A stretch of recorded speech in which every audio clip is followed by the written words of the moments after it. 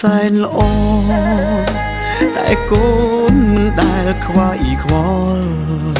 ដល់ចិត្តលោកបន្តិចឡើយលោកតែងផិតភ័យរាល់ថ្ងៃពុំមានពេលស្បាយព្រោះកូនសំឡាញ់នេះហើយមិនដែលឲ្យលោកសប្បាយខ្សែគប់មិត្តភក្តិមិនដែលបានល្អនាំគ្នាបង្កវឹកវរហើយគិតជារឿងសប្បាយគ្មានគិតអាសូរតទ្រូងលោកពុកអ្នកម្ដាយទ្រូងលោកស្ទើរតែបែកធ្លាយនិយាយក៏កូនមិនស្ដាប់លោកធ្លាក់ខ្លួនឈឺតែកូននៅធ្វើមិនដឹងលោកនៅតែខិតខំប្រឹងលឹងព្រោះដើម្បីកូនយើងឈាមពុកហូម៉ែស៊ូមិនតែមិនតូនព្រោះដើម្បីកូនបងខ្លួនមិនស្ដាយជីវិតគុំរំភ្ញាក់ខ្លួនស្ទើរតែរូងពេលលោកឈឺគេនឹងកន់ទៀតសល់ពេលប៉ុន្មានទៀ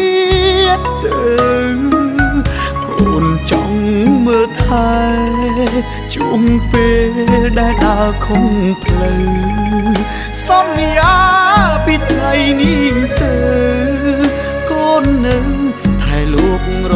ហូត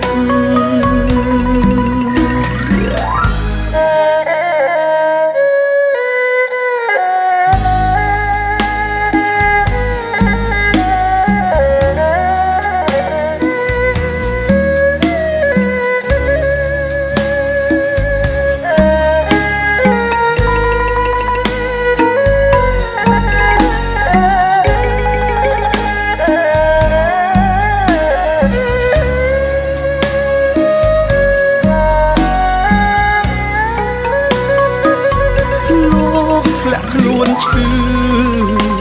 តែកូននៅធ្វើមិនដឹងលោកនៅតែខិតខំប្រឹងលឹងព្រោះដើម្បីកូនយើងឈាមពុកហូម៉ែស៊ូមិនតែមិនតូនព្រោះដើម្បីកូនបងខ្លួនមិនស្ដាយជីវិតគុំរំភ្ញាក់ខ្លួនស្ទើរតែរូងពេលលោកឈឺគេនឹងកន់ទៀតសល់ពេលប៉ុន្មានទៀតទៅកូនចង់មើលថែជួងពេលដែលដើរខុំផ្លូវសន្យាពីថ្ងៃនេះ